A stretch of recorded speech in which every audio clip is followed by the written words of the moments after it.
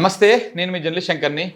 మొత్తానికి కాళేశ్వరం వ్యవహారంలో కాళేశ్వరం మీద ఏర్పాటైనటువంటి జస్టిస్ పిసి ఘోష్ గారి కమిషన్ ఆల్మోస్ట్ చివరి అంకానికి చేరుకున్నది. 115వ సాక్షిగా ఇవాళ కేసీఆర్ గారిని విచారించడం జరిగింది కమిషన్.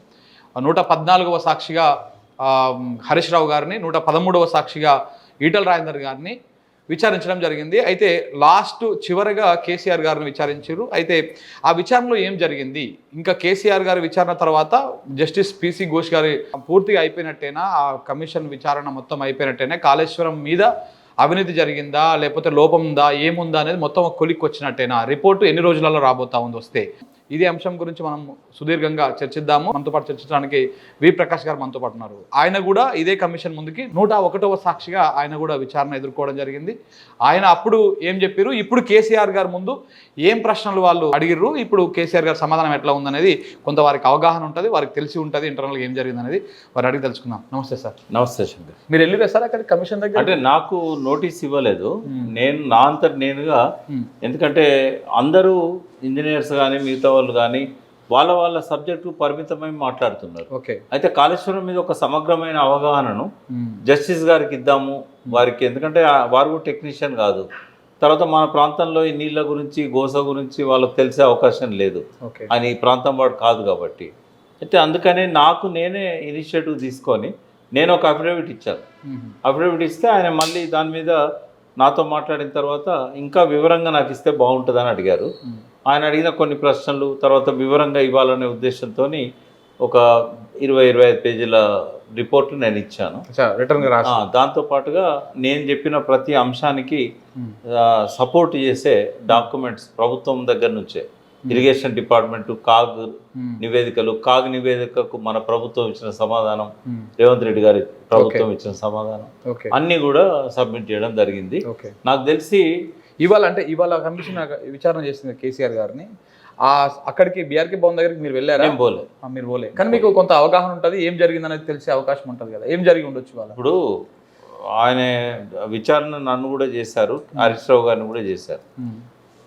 ఎలాంటి ప్రశ్నలు అడుగుతారు ఘోష్ గారు అనే విషయంలో నాకు పూర్తి అవగాహన ఉంది. ఓకే. అంటే కేసీఆర్ గారినైనా మమ్మల్ని ఏం అడిగారు అనే విషయంలో కూడా, అంటే ఒకటి, ఇప్పుడు నేనైనా కేసీఆర్ గారైనా హరీష్ రావు గారైనా మేము టెక్నికల్ ఎక్స్పర్ట్స్ కానే కాదు. కాబట్టి ఎంతమంది ఎన్ని రకాలుగా కేసీఆర్ గారి మీద ఆరోపణ చేసినా కూడా ఆయనే డిజైన్ చేశారు, ఇవి ఆయన పరిగణలోకి తీసుకోలేదు, ఎవరు తీసుకునే అవకాశం కూడా లేదు. కాబట్టి అడుగుతారు, మేము ఇది అభియోగం వచ్చింది, బయట పత్రికల్లో వచ్చిన ఆయన పట్టించుకోడు, టీవీలలో వచ్చిన పట్టించుకోడు, కొంతమంది గాలి మాటలు చెప్పిళ్ళు వచ్చి వాళ్ళకు 2 నిమిషాలు కూడా వాళ్ళని కూర్చోబెట్టలేదు. ఇప్పుడు ఎవరైతే మేధావులను మనం అనుకుంటున్నామో తెలంగాణ ఉద్యమ కాలంలో వాళ్ళని 2 నిమిషాలు కూడా కూర్చోలే. మీరు గాలి మాటలు అంటుంటే గుర్తుకొస్తున్నారు. గాలి మాటలు అన్నీ ఎందుకన్నా అంటే, ఇప్పుడు ఉదాహరణ కోదండరామ్ గారు పోయారు, మీకు ఆధారాలు ఏమన్నాయంటే మీడియాలో వచ్చిన వార్తల ఆధారంగా, మీడియాలో వచ్చిన వార్తలు అయితే నాకు చెప్పాల్సిన అవసరం లేదని పంపించేసారు. ఏదైనా ఆధారాలు ఉంటే తీసుకొని రండి అన్నారు, బట్ మళ్ళీ పోయినట్టుగా నాకు సమాచారం లేదు. ఓకే. తర్వాత ఇంజనీర్ రఘు గారు ఉన్నారు. సరే, ఉద్యమ కాలంలో వాళ్ళిద్దరు కూడా గొప్పవాళ్ళు, బట్ రఘు గారు కూడా మీడియాలో వచ్చిన అంశాల మీద నేను చెప్తున్నా అనేసరికి 5 మినిట్స్ కంటే ఎక్కువ ఆయనను కూడా విచారించలేదు. అంటే ఆయనకు ఏం కావాలనేది స్పష్టత ఉంది కమిషన్ గారు. కమిషన్ నన్ను కూడా అన్నారు, మీరు చైర్మన్ ఉన్నారు కాబట్టి మీరు టెక్నికల్ అంశాల జోలికి పోకండి, ఎందుకంటే మీరు టెక్నికల్ ఎక్స్పర్ట్ కాదు, కానప్పుడు నేను దాన్ని మిమ్మల్ని ప్రశ్నించలేను. అవును. దాని నుంచి మీరు చెప్పే అంశాలు కూడా దానికి సంబంధించిన వాటిని నేను పరిగణలో తీసుకోకూడదు, ఎందుకంటే మీరు టెక్నికల్ పర్సన్. దీన్ని దృష్టిలో పెట్టుకున్నప్పుడు కేసీఆర్ గారిని ఆయనే అడిగేది పాలసీ మ్యాటర్స్. ఓకే. ఫస్ట్ ప్రశ్న హరీష్ రావు గారిని అడిగింది, తుమ్మిడిహట్టి నుంచి ఎందుకు మార్చాల్సి వచ్చింది. ఓకే. దాని మీద ఆర్గ్యూ చేయరు ఆయన. కేసీఆర్ గారు ఏం చెప్తాడో అంతవరకే అది రికార్డ్ అవుతుంది. పక్కన మినిట్స్ రాసుకునేవారు ఉంటారు, అంతవరకే అది రికార్డ్ అవుతుంది. అంటే కోర్టు ప్రొసీడింగ్ ప్రకారమే జరుగుతుంది అన్నమాట. ప్రకారమే వాళ్ళు అడుగుతారు, ఆ క్వశ్చన్కి ఆన్సర్ మాత్రమే, దాన్ని కౌంటర్ చేయడం కానీ ఇట్లాంటివి ఏముండవు. ఓకే, దానిలో క్రాస్ ఎగ్జామిన్ చేయడం ఇట్లా ఏముండదు. వారు ఏమంటారు, నీటి లభ్యత తక్కువగా ఉందని చెప్పారు, ఆ 165 అన్నారు కానీ 63 టీఎంసీలు మనవి కావు, కాబట్టి ఆ 102 తీసుకుందాం అని అనుకున్నాము. అనుకుంటే వీళ్ళేమో 152 దగ్గర కట్టొద్దు అన్నారు. మహారాష్ట్ర అంతకుముందు కాంగ్రెస్ ప్రభుత్వం ఎక్కువ ప్రయత్నం చేయలేదు, మేము ప్రయత్నం చేశాము, చేసినా కూడా వాళ్ళు ఒప్పుకోలేదు కాబట్టి ఇంకా వివాదంలో పడిపోద్ది అనే ఉద్దేశంతో సరే 148 అయినా పర్వాలేదని ఒప్పందం చేసుకున్న తర్వాత కూడా 148 ఎత్తులో కూడా బ్యారేజ్ కట్టడానికి ఆడ అనుకూలత లేదు. ఒకటేమో చాప్రాల అభయారణ్యం ఉంది, సుప్రీంకోర్టు ఇవ్వాలి దాన్ని అనుమతి, కాబట్టి అది వివాదంలో పడిపోద్ది, 10 ఏళ్ళు పడుతుంది అది. రెండవది అక్కడ 44 టీఎంసీల నీళ్ళే 102 టీఎంసీలు వచ్చినా కూడా ఎత్తిపోసుకోవడానికి 44 టీఎంసీలే అందుబాటులో ఉన్నాయి. ఎందుకు 148 కడితే 148 కడితే, ఎందుకంటే రిజర్వాయర్ సామర్థ్యం తగ్గిపోతుంది. 5.6 నుంచి 1.8 టీఎంసీలో పడిపోతుంది. అంటే 4 మీటర్ తగ్గడం వల్ల అంత పడిపోతుంది. పడిపోవడం వల్ల మనం వచ్చే ఫ్లడ్ ఏదైతే ఉంటుందో దాన్ని వచ్చినట్టు ప్రతి డ్రాప్ ఎత్తిపోసుకోవడానికి ఉండదు, ఇట్లా పడుతుంది ఇట్లా పోతుంది. కాబట్టి ఎందుకంటే 1.8 కదా, ప్రతిరోజు వచ్చే టీఎంసీలో 1.8 కంటే ఎక్కువ వస్తాయి. మరి అటువంటిప్పుడు అది ఎత్తిపోసుకోవడానికి మనకు అవకాశం తక్కువ ఉంటుంది. ఎందుకంటే ఆ కాలువల సామర్థ్యం 152 మీటర్ల ఎత్తులో పెట్టారు, మళ్ళీ లిఫ్ట్ చేయాలి 152 మీటర్లకు. రెండో లిఫ్ట్, మొదటి లిఫ్ట్ ఏమో ఎల్లంపల్లికి లిఫ్ట్ చేయాలి ఈ కాలువల నుంచి, మళ్ళీ రెండో లిఫ్ట్ ఇక్కడ. కాబట్టి ఇవన్నీ 44 టీఎంసీలు నేను ఎక్కడ పోసుకోవాలి, ఏం చేసుకోవాలి? ఎందుకంటే హైదరాబాద్ మంచినీటి అవసరాలకి 30 టీఎంసీలు కావాలి, తర్వాత ఎన్ రూట్ విలేజెస్ ఉంటాయి, తర్వాత ఎన్టీపీసీకి అవసరం, తర్వాత పారిశ్రామిక అవసరాల కోసం అదంతా ఇండస్ట్రియల్ ఏరియా చేయాలనుకున్నారు. మరి 44 టీఎంసీలు 16.40 ఎకరాలకు ఎట్లు ఇవ్వాలి? అది కాకుండా ఉద్యమ కాలంలో అనేక ఆకాంక్షలు వచ్చినాయి. మేము టీఆర్ఎస్గా ప్రభుత్వం ఏర్పాటు చేసే ముందు మేనిఫెస్టో రిలీజ్ చేశాం. ఒక నియోజకవర్గానికి 1,00,000 ఎకరాలకు నీళ్ళు ఇస్తామని చెప్పారు. మరి అది మేము చెప్పిన హామీని మేము నిలబెట్టుకోవాలనుకున్నప్పుడు ఈ నీళ్లు మాకు సరిపోవు. కాబట్టి వేరే ప్రాంతాలలో ఎక్కడ నీటి లభ్యత ఉందో అన్వేషించమని సిడబ్ల్యూసీని సూచించింది.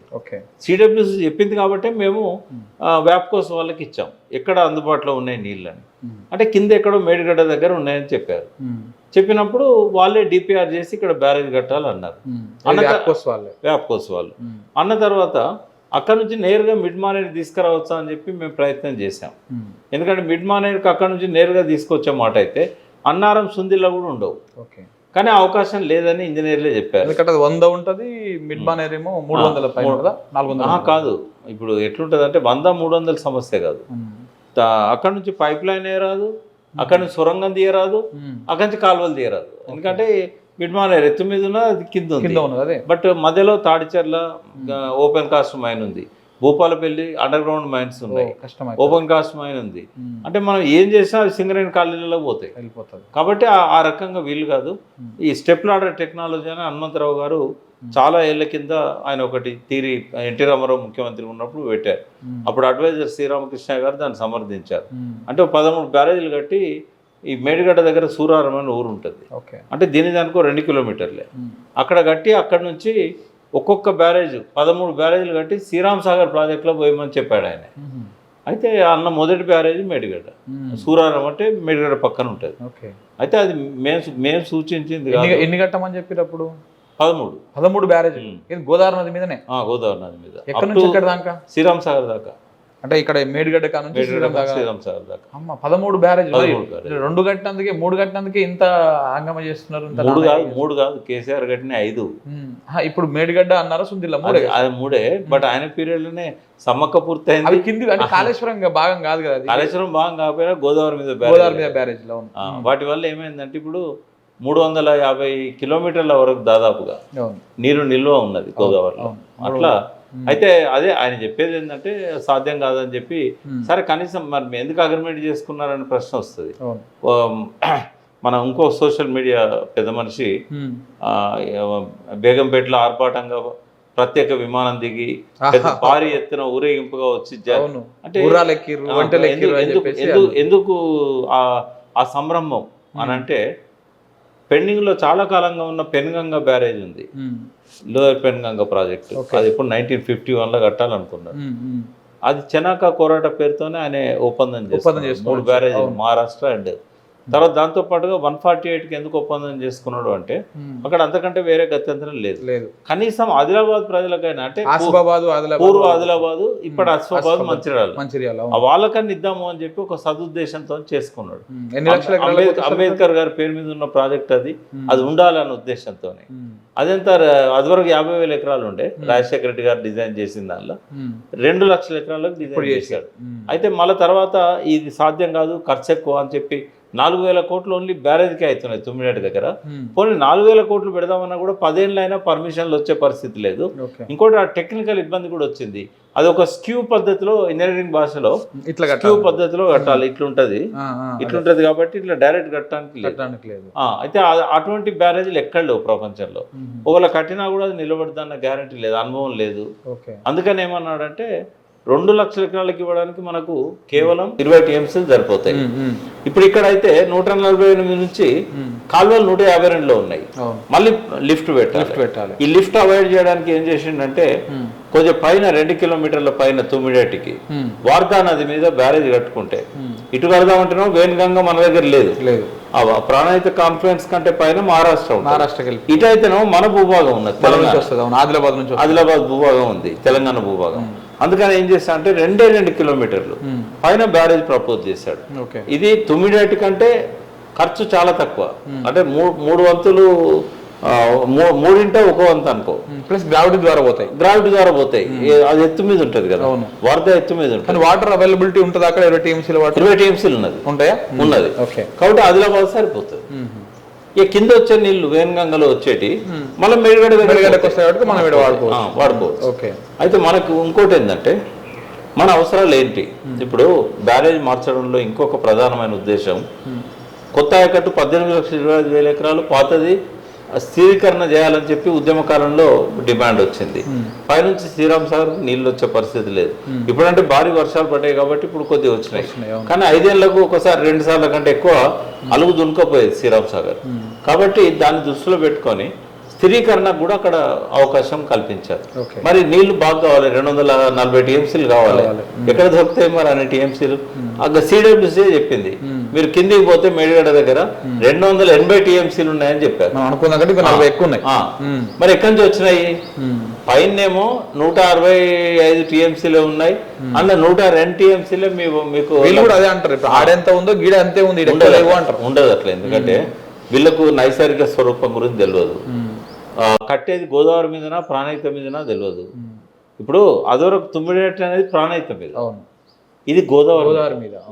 మరి ఎల్లంపల్లి నుంచి గోదావరి దాకా ఎన్ని వచ్చి కలుస్తాయి? ఇటు మానేరు నుంచి కూడా. మానేరు ఎంత పెద్దది?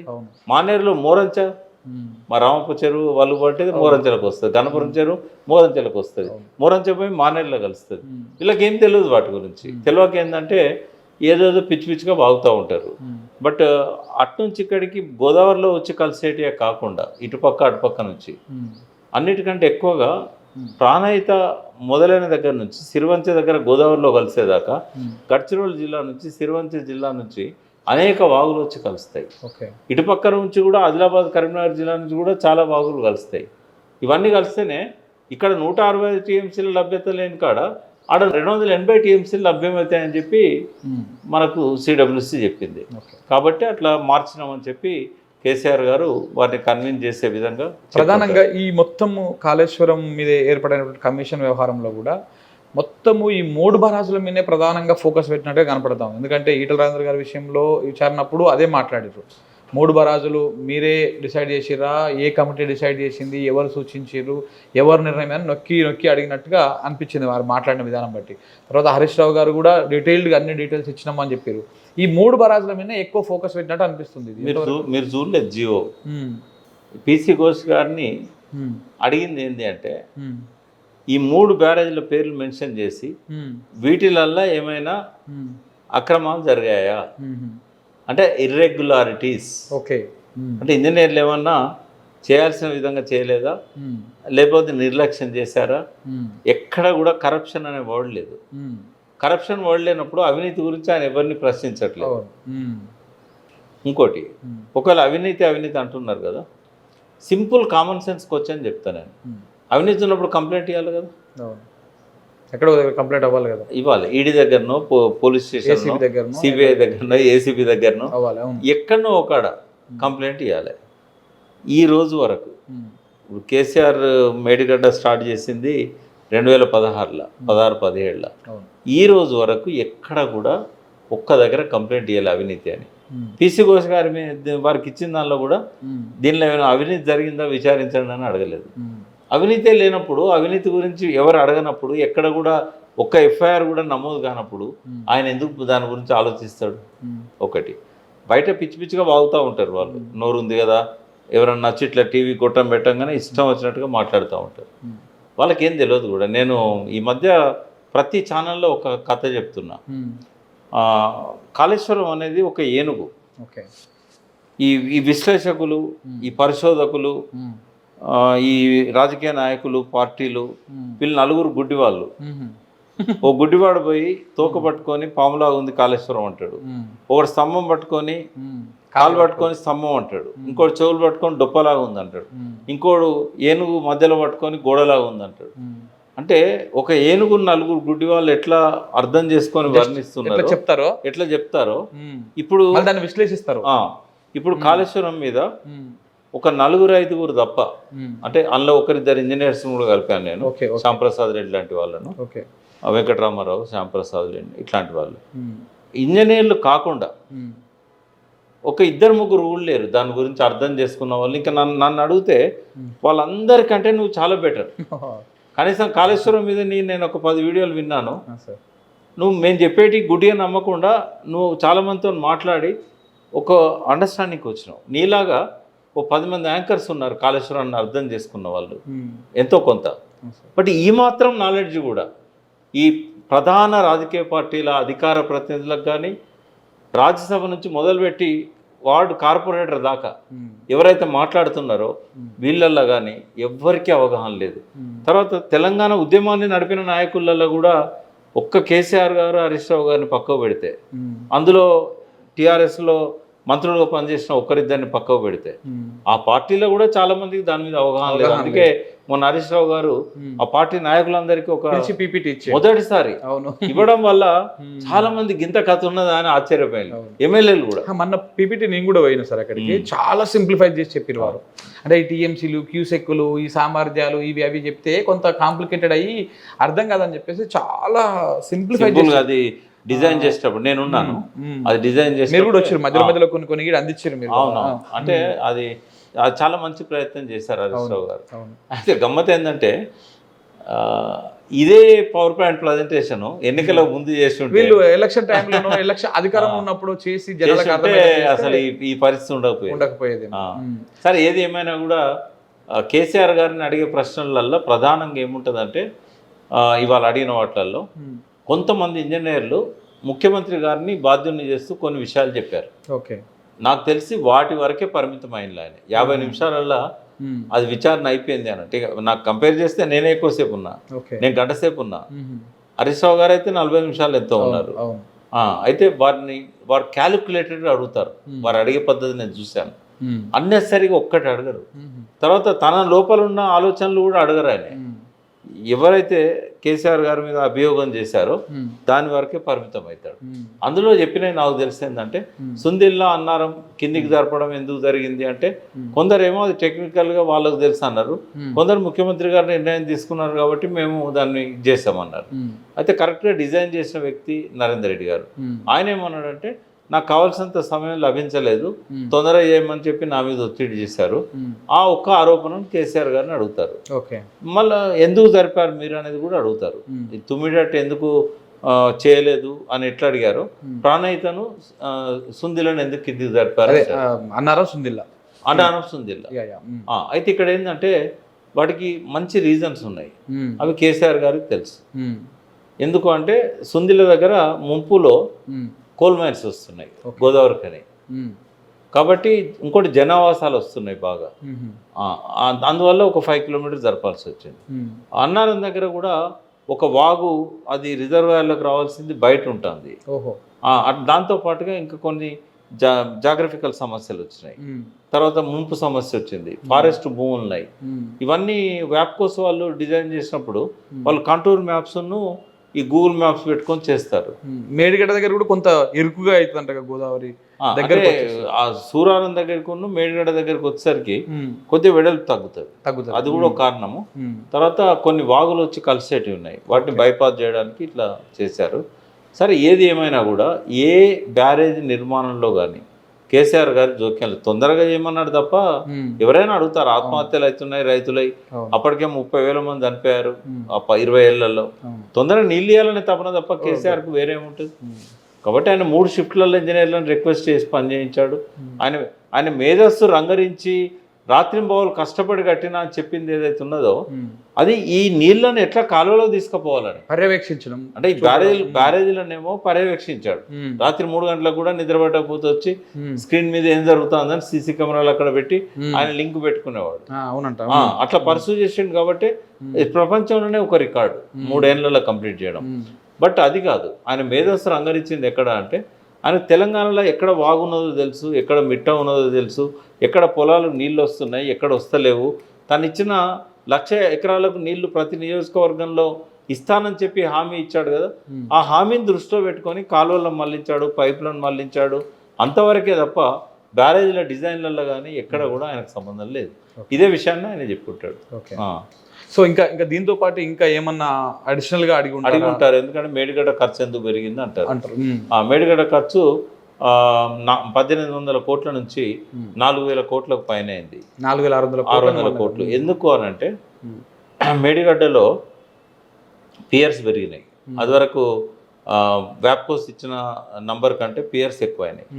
రెండవది సీకెండ్ పైల్స్ పెట్టాల్సి వచ్చింది షీట్ పైల్స్ బదులు. దానికి ఎందుకు అంటే వీళ్ళు పరీక్షలే జరపలేదు అంటారు కదా, తప్పది. ఆ కింద షీట్ పైల్స్ దించాలన్నప్పుడు సాఫ్ట్ ఉండాలి ఇసుక, కింద అంతా బొడిగరాళ్ళు అవన్నీ ఉన్నాయి కింద, అది లోపల పోతలేవు, వంగుతానాయి. ఆ దించిలు ట్రై చేశారు, బెండ్ అయినాయి. బెండ్ అయినప్పుడు ఏంటంటే ఇది సాధ్యం కాదని చెప్పి సీకెండ్ పైల్స్ అనేది కూడా ఇండియాలో ఫస్ట్ టైం. అయితే అది ఖర్చు ఎక్కువ. సెకండ్ పైల్స్ పెట్టినప్పుడు రాఫ్ట్ చాలా మందం ఉండాలి. ఇది 85 పియర్స్ 8 బ్లాక్లే. ఇప్పుడు ఎంత పెట్టింది తెలుసా రాఫ్ట్? 3 మీటర్ల హైట్ పెట్టాడు. అందుకే నేను అన్నది, మరి అంత పెద్దది బ్లాస్ట్ అయిందంటే అదేదైనా బాంబు పెట్టింది ఎట్లయితే 3 మీటర్ల హైట్ ఉన్నది ఎట్లా సిమెంట్ నాశరకమైంది కాదు. మళ్ళా ఆయన విజిలెన్స్ కమిషనర్ టెస్ట్ చేసినప్పుడు 24% ఉండాల్సిన దానికంటే ఎక్కువ నాణ్యత ఉన్నదని వచ్చింది. కాబట్టి అది ఏదో జరిగి ఉంటుందని నాకైతే అనుమానం ఉంది. నా అనుమానాన్ని ఇప్పటివరకు ఎవరు కొట్టేయలేదు. రేవంత్ రెడ్డి మన ఉత్తమ్ కుమార్ రెడ్డి గారు మాట్లాడుతూ కూడా ఏమంటారంటే కేటీఆర్ గారు కూడా అన్నారు నేను అన్న తర్వాత, అయితే వాళ్ళు ఎందుకు ఎంక్వైరీ చేయలేదు అన్నాడు తప్ప అట్లాంటిది అవకాశమే లేదని చెప్పలేదు. ఎన్డీఎస్ఏ కూడా చెప్పలేదు. కాబట్టి అది అనుమానం ఉంది. దాంతోపాటుగా అక్కడ జరిగిన కొన్ని అవసరాల కోసం ఖర్చు పెరిగింది. ఇంకోటి జిఎస్టీ అనేది అప్పుడు లేదు. 18% జిఎస్టీ కదా, అంటే 1,800 మీద మళ్ళీ 18%.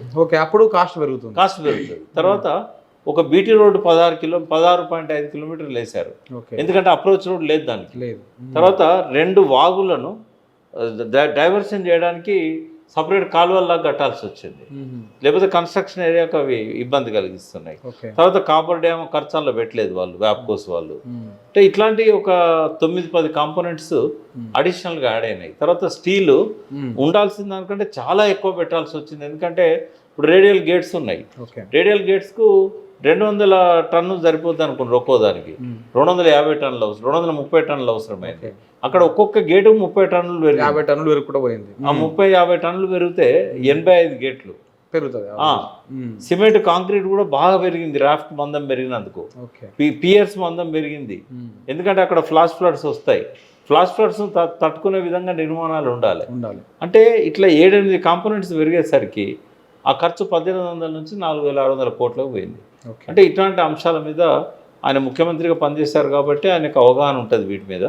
ఆయన అడిగితే మాత్రం అవి చెప్తారు. ఓన్లీ మేడిగడ్డ ఒక్కటే బరాజ్ కాస్ట్ పెరిగిందా? పైన అన్నారం సుందిల్లో కూడా పెరిగిందా? తక్కువ కంపేర్, ఎందుకంటే జిఎస్టీ ఒకటే యాడ్ అయింది వాటి వల్ల. ఇక్కడ ఏంటంటే అదేమో మనం ఎత్తిపోసుకున్న నీళ్లను తట్టుకునే శక్తి పట్టుకుంటుంది. అది ఫ్లోటింగ్ ఆపాలనే, అదేమో మనం ఎత్తిన వాటర్ ఆపాలి. ఫ్లోటింగ్ అంటే మామూలు ఫ్లోటింగ్ కాదు. ప్రపంచంలోనే గోదావరికి వచ్చినంత ఉధృతి వరదలు అట్లాగే అన్ఎక్స్పెక్టెడ్ వరదలు అవును. ఏ ప్రాజెక్టుకు రావు. మేము తుపాకులు కూడా దగ్గరికి పోయినప్పుడు కూడా మాకు ఒక ఇంజనీర్ గారు హెచ్చరించారు. అప్పుడు మేము పోయినప్పుడు వాటర్ తక్కువ ఉండే సార్. మేము నడి గోదావరి దాకా పోయినాం. పోతే అట్లా పోకండి, ఎందుకంటే ఎప్పుడు ఇంద్రావతి డమ్మున వచ్చేస్తో తెలియదు, ఎప్పుడు వాటర్ వస్తుందో తెలియదు, మీరు వచ్చేసేయండి అని చెప్పి. అంటే అంత ఫాస్ట్గా వచ్చేస్తాయంటే అది సడన్గా వచ్చేస్తాయంట. హిమాలయాస్లో మనం చూసాం కదా, గోకరాజు గంగారాజు కాలేజ్ పిల్లలు 16 మంది ఏమో చనిపోయారు.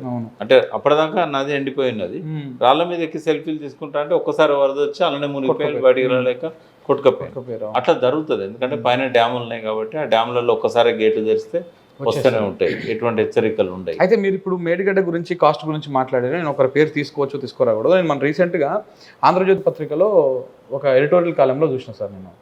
అంటే మీరు మాట్లాడిన వ్యాఖ్యలకు కౌంటర్గా ఆయన ఒక ఆర్టికల్ రాశారు.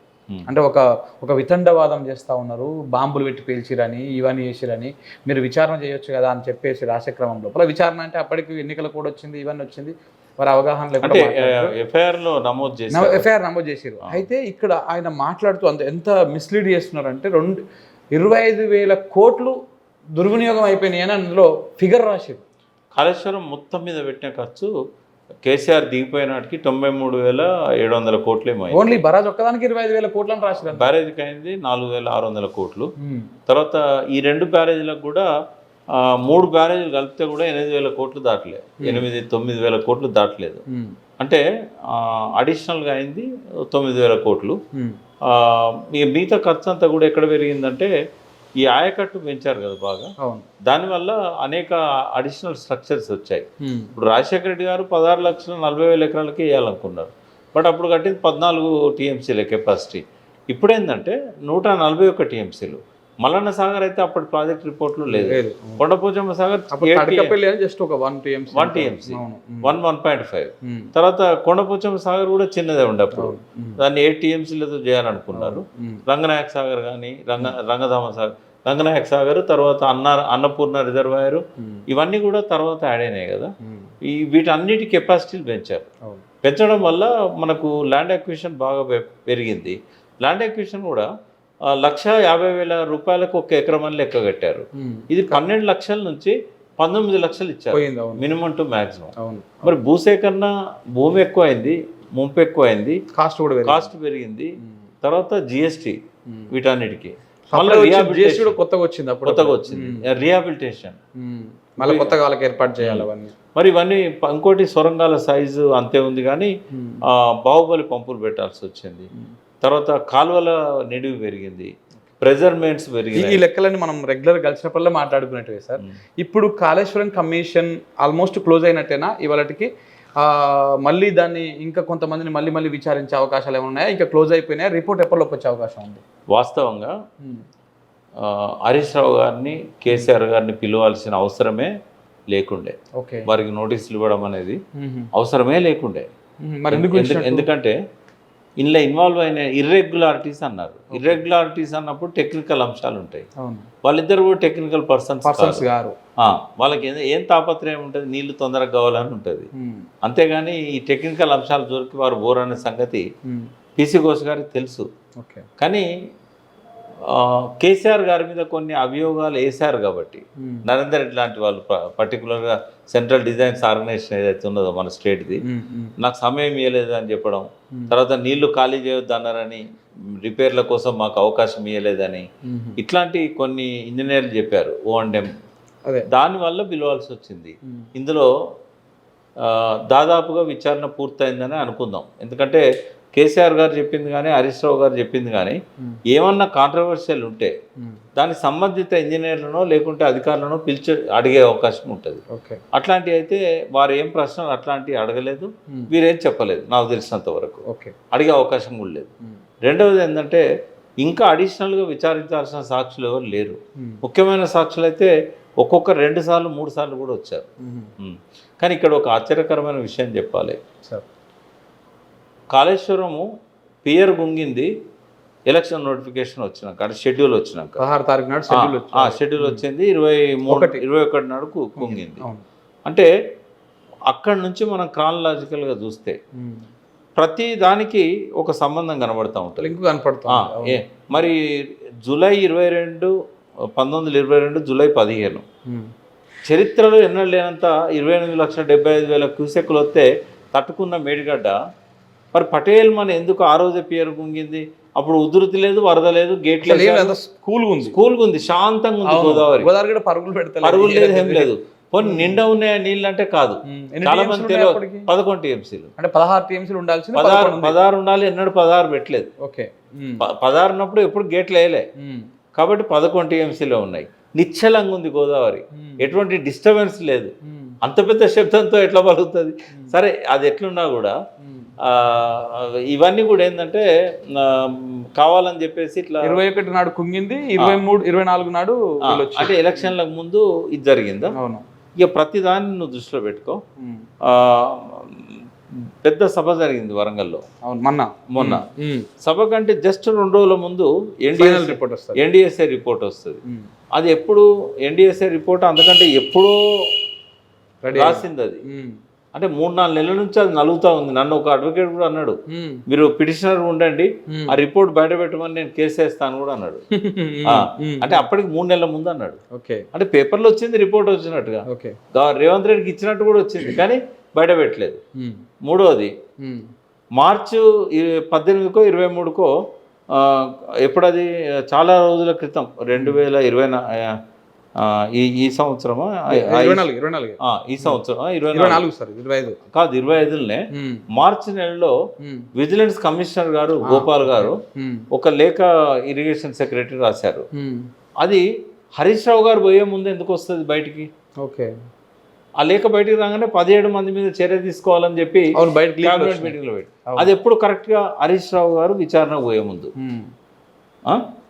ఇప్పుడు కేసీఆర్ గారు పోయే ముందు. ఇంకోటి సరిగ్గా ఆ టైంలోనే ఎన్డీఎస్ఏ రిపోర్ట్ వచ్చే ముందే అవినీతి ఉన్నదని చెప్పడానికి కానీ హరిరామ్ ఇంటి మీద దాడి, ఏసీబీ దాడి. ఇవాళ కేసీఆర్ గారు పోయే నూనె శ్రీధర్ మీద దాడి.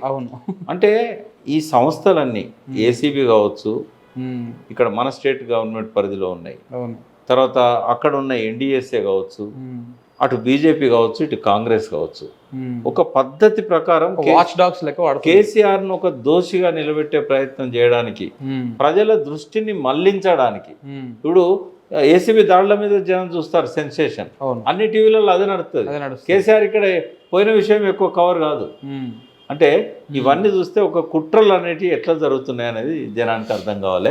అంతిమంగా ఏంటంటే దీనివల్ల కేసీఆర్ గారిని ప్రాసిక్యూషన్ చేసే అవకాశం. మీరు గతంలో అంటే నీటిపారుదల శాఖ ఇదంతా మీరు కొంత స్టడీ చేయకముందు గురించి మీరు లాయర్గా కూడా ఉన్నారు, అడ్వకేట్ కూడా ఉన్నారు.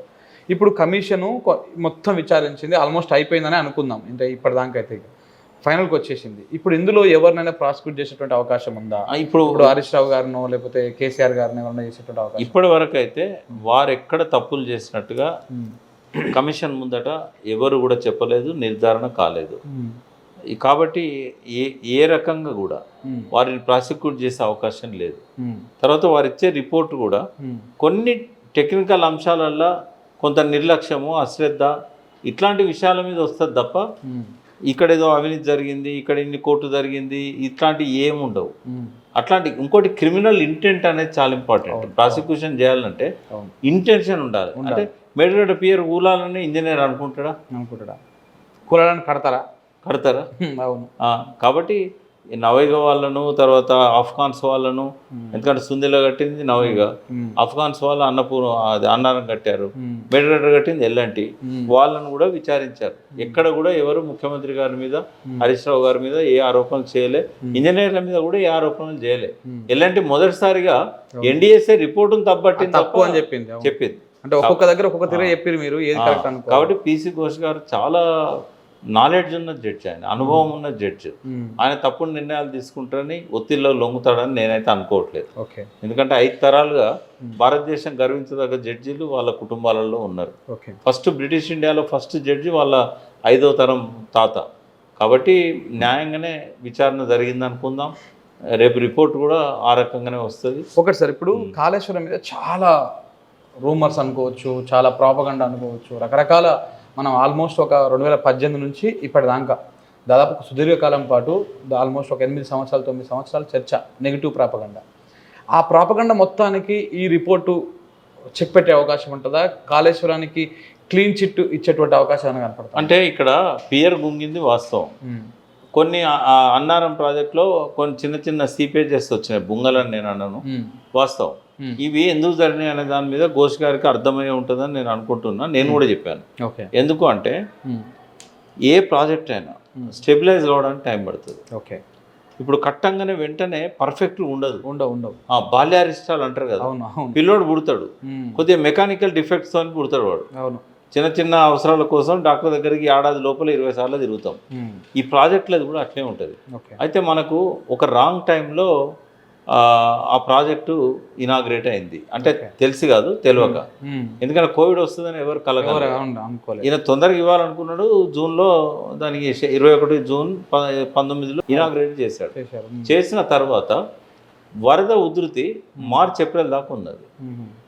అంటే నీళ్ళను ఆపుకునే పరిస్థితి లేదు. తర్వాత ఏమైంది, మేడిగడ్డ దగ్గర గేట్లు వేశారు. ఆ గేట్లు ఎప్పుడు ఎత్తాల్సి ఉండే, మే నెలలో ఎత్తాలి. ఎత్తి ఏమన్నా బాల్యారిష్టాలు ఉన్నాయా, కరెక్ట్ ఉన్నాయా అని చూసుకోవాలి. కానీ అన్ఫార్చునేట్లీ మార్చ్ 23 100% లాక్డౌన్ మోడీ గారు ప్రకటించారు. దాన్ని కేసీఆర్ గారు కూడా సమర్థించాల్సి వస్తుంది. దేశం అంతా ఆయన ప్రధాన నిర్ణయం తీసుకున్నాక ఆయన కాదనలేడు. ఎవరి ప్రాణాలు వాళ్ళు అరచేతిలో పెట్టుకున్నారు. మొదటి కోవిడ్ వచ్చినప్పుడు భయపడ్డారు, ప్యానిక్ అయింది. అక్కడ ఎవరు లేరు, కాంట్రాక్టర్ లేడు, ఇంజనీర్ లేరు, ఎవరు లేరు అక్కడ. ఓ వాచ్మెన్ పెట్టిన అంతే. మరి ఏ టైం అయితే ఈ స్టెబిలైజ్ చేయాల్సిన టైం ఉందో పర్యవేక్షణ ఇప్పుడు ఉదాహరణకు కింద రాఫ్ట్ దగ్గర కొన్ని లీకేజెస్ వస్తాయి, కొన్ని సీపేజెస్ వస్తాయి. ఎందుకంటే మొదటి సంవత్సరం కదా, పెద్ద వరద వచ్చింది ఆ సంవత్సరం. మరి దాన్ని అంతా రిపేర్ చేసుకోవడానికి ఉన్న అవకాశం మనకు లేకుండే. ఇంజనీర్లను ఊరికే నిర్లక్ష్యం చేశారు, వీళ్ళ మీద చర్య తీసుకోండి అని విజిలెన్స్ కమిటీ ఇచ్చింది. కానీ దానికి కారణాలు ఏంటి అని చూసినప్పుడు ఇప్పుడు క్రిమినల్ ఇంటెంట్ లేదు, మరి ఎందుకు నిర్లక్ష్యం జరిగిందంటే ఇగో ఈ కారణంగా జరిగింది. కోవిడ్ అనేది 100% లాక్డౌన్. రెండవసారి కూడా మీరు చూడండి, కరెక్ట్గా మార్చ్ ఏప్రిల్ నెలలనే కోవిడ్ మళ్ళీ ఉధృతంగా వచ్చింది. అప్పుడు కూడా కొద్ది రోజులు లాక్డౌన్ ఉంది, పార్షల్లీ లాక్డౌన్ ఉంది, కొంత కంప్లీట్ లాక్డౌన్ ఉంది. మొదటి కోవిడ్ కంటే సెకండ్ కోవిడ్లో 10 times ఎక్కువ చచ్చిపోయారు. అది చాలా వేరియంట్ ఇంకా భయంకరంగా ఉంది. ఆ టైంలో కూడా అక్కడ ఎవరు లేరు. అంటే మొదటి 2 సంవత్సరాల్లో చేపట్టాల్సిన పనులు ఎవ్వి కూడా చేపట్టలేదు. మే నెలలో మేడిగడ్డ గేట్లు ఎత్తి నీళ్ళని పంపించేసి బుంగలు ఉన్నాయా, ఏం జరుగుతుందని చూసుకోవాల్సిన పరిస్థితి ఉండే. డ్యూ టు కోవిడ్ అది జరగలేదు. ఘోష్ గారు అర్థం చేసుకుంటారని నేను అనుకుంటున్నా. అది కనుక వారు అర్థం చేసుకుంటే చెప్పాను. నేను ఒక బాంబులో చెప్పలేదు కానీ విధ్వంసం, ఎందుకంటే ఎన్డీఎస్ఏ రిపోర్ట్లో ఆ శబ్దం గురించి చెప్తుందేమో అని అనుకున్నా. ఆ ఒక్క అంశం తప్ప నేను అన్నీ చెప్పాను, కోవిడ్ కూడా చెప్పాను. కాబట్టి రిటర్న్ గా కూడా ఇచ్చాను. కాబట్టి ఒకవేళ వారు కనుక దాన్ని కన్విన్స్ అయితే ఈ విజిలెన్స్ వాళ్ళు సూచించినట్టుగా ఈ 17 మంది కూడా చర్య తీసుకునే అవకాశాలు ఉండవు. ఒకరిద్దరి మీద ఏమన్నా కొంత కామెంట్స్ చేస్తుండొచ్చు కానీ ప్రాసిక్యూషన్ జరపాలని మాత్రం పర్టికులర్గా హరీష్ రావు గారి మీద, కేసీఆర్ మీద ఉండదు. ఓకే, మరొక వైపు ప్రాజెక్టుకు కూడా కొంత మాట్లాడేటోళ్ళకు ఒక చెక్ పెట్టినట్టు అనుకోవచ్చా? వీళ్ళకు మూర్ఖులు కదా, ఎక్కడ వింటారు? మూర్ఖుల మనసు. ఘోష్ గారు రిపోర్ట్ ఇచ్చినా వినరు వీళ్ళు. వాళ్ళు అనుకున్నదే వాగుతూ ఉంటారు చెత్త అంతా కూడా. అంటే ఉద్యమ కాలంలో మనం వీళ్ళు మేధావులు అనుకున్నాం, వీళ్ళ మాట ప్రజలలో వేదంగా ఉంటుంది అనుకున్నాం, వీళ్ళు వివిధ సామాజిక వర్గాల నుంచి వచ్చిండ్రు, వీళ్ళంతా వీరులే అనుకున్నాం. కానీ వీళ్ళంతా ఇంత మూర్ఖంగా మాట్లాడతారు, ఇంత మూర్ఖంగా ఆలోచిస్తారు. తెలంగాణ ప్రయోజనాల కంటే కూడా రేవంత్ రెడ్డి దగ్గర ఊడిగం చేయడమే వీళ్ళకి ఇష్టం అనేది ఇప్పుడు బయటపడతా ఉన్నది. ఆయనేమో ఒక కుట్రతో చేస్తాడు ఏది చేసినా. వీళ్ళేమో ఆయనను వ్యతిరేకించకుండా ప్రాజెక్టును వ్యతిరేకిస్తారు, తెలంగాణ ప్రయోజనాలను వ్యతిరేకిస్తారు. ఇదంతా కూడా జరుగుతూ ఉంటుంది. కాబట్టి ఈ మేడిగడ్డదంతా కూడా రాజకీయ నాయకుల భావదారిద్ర్యానికి, బానిసత్వానికి ఒక ఉదాహరణగా మనం చూడొచ్చు.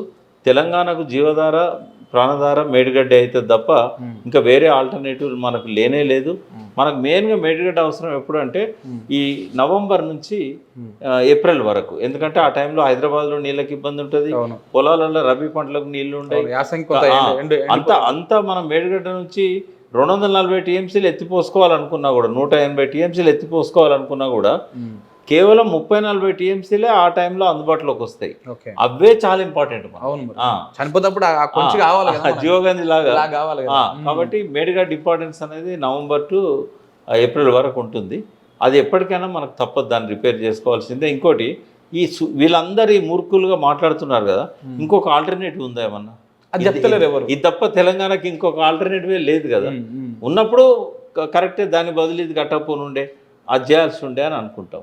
కనీసం చాలామందికి తుమ్మిడాటి నుంచి నేరుగా ఎల్లంపల్లి పడతాయని చెప్తారు పెద్ద పెద్ద వాళ్ళు కూడా.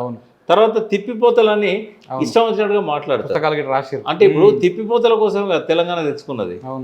నీళ్ళు ఎట్లా వస్తాయి? మనం పైన అప్పుడు వాళ్ళు ఏమన్నారు, మీరు ఆంధ్రోళ్ళు 50 సంవత్సరాలు మనల్ని ఏమన్నారు, మీరు మీద ఉన్నారు, మీకు నీళ్ళు రావు, నదులు కింద ఉన్నాయి, మీకు నీళ్ళు రావు అన్నారు. మరి మనకు జరిగిన అన్యాయాన్ని ఎవరు చెప్పిండు? ఇప్పుడు అల్మట్టి మనకంటే చాలా ఎత్తు మీద ఉన్నది. అల్మట్టి దగ్గర నుంచి కాలువ తీస్తే కల్వకుర్తి కొల్లాపూర్ దాకా నీళ్ళు వస్తాయి కదా. మరి మీద ఉన్నది కృష్ణా నది కాదా? మనకు అది నిజాం చెప్పలేదా? గ్రావిటీతో నీళ్ళు వస్తాయి. భీమా ప్రాజెక్టు, భీమా అనేది కృష్ణా నదిలో కలిస్తే రాయచూర్ దగ్గరలో కృష్ణా విలేజ్ తెలంగాణలో ఉంటుంది, అక్కడ కలుస్తుంది భీమా కృష్ణ సంగమం. అక్కడ 100 TMCల రిజర్వాయర్ నిజాం ప్రపోజ్ చేశాడు. అక్కడ నుంచి కాలువ తవ్వితే వనపర్తి దాకా నీళ్ళు వచ్చేటి. అంటే దాదాపు 134 TMCలు ఈ 2 ప్రాజెక్టులే. రెండింటి మట్ల 154 TMCలు అన్నింటి మట్ల కలిపేసి మీరు ఆంధ్రోళ్ళు ఏమంటారు, మీరు పైన నీళ్ళు కింద ఉన్నాయి. మరి కోదండరామ్ గారు కూడా అదే అంటారు, తిప్పిపోతాలు ఉంటాయా? నీళ్లు పైనుంచి కిందికి వస్తాయి కానీ కిందికి వెళ్ళి పైకి పోతాయా? మరి తెలంగాణ ఎంత తెచ్చుకున్నావు? ఆ నీళ్ళ కోసం కాదా? వాళ్ళ ట్రాప్లో పడద్దు. ఇప్పుడు కరెంట్ అనేది మనము ఆ ప్రాజెక్ట్ డిజైన్ చేసినప్పుడు ₹6.50 యూనిట్, ఇప్పుడు అది ₹3, చీప్ అయింది. ఇంకోటి రాత్రి 9 గంటలు 10 గంటల నుంచి మార్నింగ్ 6 వరకు 3వ షిఫ్ట్ నడిచేటి చాలా చాలా తక్కువ. ఒక ఐటీ కంపెనీస్లలో కరెంటు వాడతారు, కొన్ని ఇండస్ట్రీస్లలో వాడతారు, ఇళ్ళల్లో ఏసీలు వేసుకుంటారు ఎండాకాలం అయితే. బట్ ఆ టైంలో రామగుండంలో థర్మల్ చీప్ దొరుకుతుంది మనకు కాదు, రామగుండంలో థర్మల్ పవర్ ప్లాంట్లు బంద్ చేస్తారా? రాత్రి 10 నుంచి పొద్దున 6 దాకా. మరి కరెంట్ ఏమైతుంది? ఇప్పటిదాకా ప్రపంచంలో ఈ కరెంటును యూటిలైజ్ చేసుకోకపోతే స్టోర్ చేసే మెకానిజం లేదు. మరి అది ఎవాపరేట్ అయిపోతుంది కదా, ట్రాన్స్మిషన్ లాసెస్ కింద అది చూపెడతారు. మరి ఆ కరెంటునే వాడుకోవచ్చు కదా. ఆ టైంలో కాళేశ్వరంలో పంపులు ఆన్ చేస్తే తెల్లారి 6 దాకా పోస్తాయి కదా. అంటే తక్కువ కాస్ట్ 24 గంటలు పోస్తే 2 TMCలు వస్తాయి. 6 గంటలు పోస్తే కనీసం 0.5 TMC వస్తుంది. మరి అది ఫ్రీ కరెంట్ కదా, వేస్ట్గా పోయేదే కదా. మరి ఇవన్నీ లెక్కలు చేయకుండా ఇక మేధావులు ఎట్లా లెక్కలు చేస్తారంటే, 1 ఎకరాకు దాదాపు ఇంత ఖర్చు పెడుతున్నారు. 25,000 ఒకరు అంటారు, 50,000 ఒకరు అంటారు, 3 లక్షలని ఒకరు అంటారు. ఒక ఆయన అన్నాడు, ఈ కాళేశ్వరం కూలిపోయింది నయమైంది, ఒకవేళ కనుక ఇది కూలకపోతే మన కరెంట్ బిల్ల పేరు మీద ఆర్థిక వ్యవస్థ అంతా నాశనం అయ్యేదని. అంటే ఇంత తెలివి కలవాడు అంటే ఇదే 2 సంవత్సరాలు రబీ పంటలకు కనుక 1 సంవత్సరం అంటే మేడిగడ్డ రిపేర్ చేయడానికి అవసరం అయ్యేది. ఒకవేళ కేసీఆర్ గారే 3వసారి గెలిచుంటే అది 4 నెలల్లో రిపేర్ అయ్యేది. రిపేర్ అయిన తర్వాత ఒక్క పంట పోయింది. 2023 రబీ పంట పోయింది అనుకుందాం, 22, 23, 24లో 25లో ఈ 2 పంటలు కనుక 20 లక్షల ఎకరాలు స్టెబిలైజ్ చేసింది ఆయన. 40 లక్షల ఎకరాల్లో పంటలు పండి ఉంటే ఈ రేవంత్ రెడ్డికి అప్పులు తేవాల్సిన అవసరం ఏముంటుండే రైతులు?